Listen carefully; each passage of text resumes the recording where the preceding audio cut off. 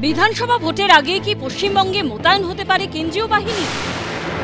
SIR পর্ব চলাকালীনই কি রাজ্যে কেন্দ্রীয় বাহিনী ডাকবে নির্বাচন কমিশন? মঙ্গলবার সুপ্রিম কোর্টে সওয়াল জবাব পর্বে কমিশনের মন্তব্যের জেরে উস্কে গেছে এই জল্পনা। রাজ্য সরকারকেও আমাদের সঙ্গে সহযোগিতা করতে হবে, না হলে বিএলওদের রক্ষা করার ক্ষেত্রে আমাদের কেন্দ্রীয় বাহিনী ডাকতে হবে। মঙ্গলবার সুপ্রিম কোর্টে এসআইআর সংক্রান্ত মামলায় এই সওয়াল করেন নির্বাচন কমিশনের আইনজীবী রাকেশ দ্বিবেদী। তখন বিচারপতি জয়মাল্য বাগচি বলেন, যা করার করুন, না হলে তো বিশৃঙ্খলা তৈরি হবে, কিছু প্রয়োজন হলে আমাদের বলুন। তিনি বলেন, পশ্চিমবঙ্গের ক্ষেত্রে শুধুমাত্র একটি এফআইআর আছে, আর কোনো লিখিত অভিযোগ নেই। এরপরই জাতীয় নির্বাচন কমিশনের আইনজীবীকে প্রধান বিচারপতি সূর্যকান্ত বলেন, বিএলওরা এই মুহূর্তে আপনাদের হয়ে কাজ করছেন, তাদের সুরক্ষিত রাখার দায়িত্ব আপনাদের। তখনই কেন্দ্রীয় বাহিনীর প্রসঙ্গ তোলেন নির্বাচন কমিশনের আইনজীবী। বিচারপতি জয়মাল্য বাগচি তখন বলেন, এটা কোনো ডেস্ক ওয়ার্ক নয়। একজন বিএলওকে বাড়ি বাড়ি গিয়ে এনুমারেশন ফর্ম সংগ্রহ করতে হবে, তারপর সেটা আপলোড করতে হবে, এটাই চাপ। আমরা চাই তৃণমূল স্তরে এসআইআর এর প্রক্রিয়া যেন সুষ্ঠুভাবে সম্পন্ন হয়।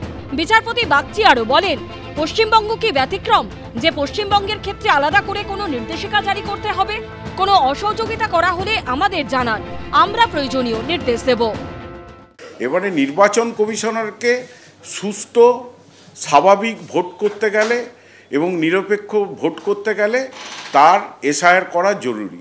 এই এসআইআর করতে দেওয়াটা রাজ্য সরকার প্রথম থেকেই বাধা দিচ্ছে, এবং এই এসআইআর করার জন্য যা যা নিরাপত্তা দরকার জাতীয় নির্বাচন কমিশন স্টেট গভর্নমেন্টের থেকেও নিতে পারে, সেন্ট্রাল গভর্নমেন্টের থেকেও নিতে পারে। লোকসভা ভোটের কয়েকদিন আগে কিংবা বিধানসভা ভোটের দিন কেন্দ্রীয় বাহিনীর রুটমার্চ কিংবা টহলদারি দেখতে অভ্যস্ত রাজ্যবাসী।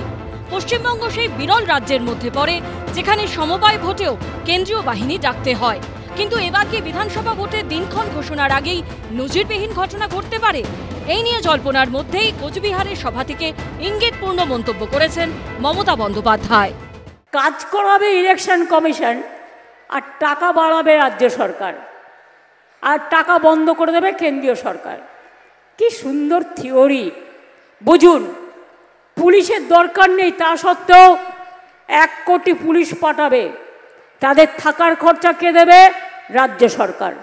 বাথরুমে যাওয়ার বাথরুম কে তৈরি করে দেবে? ওয়াশরুম রাজ্য সরকার। খেতে দেবে কে? রাজ্য সরকার। আর গুলি চালাবে কে? কেন্দ্রীয় সরকার। পশ্চিমবঙ্গ সত্যিই ব্যতিক্রমী।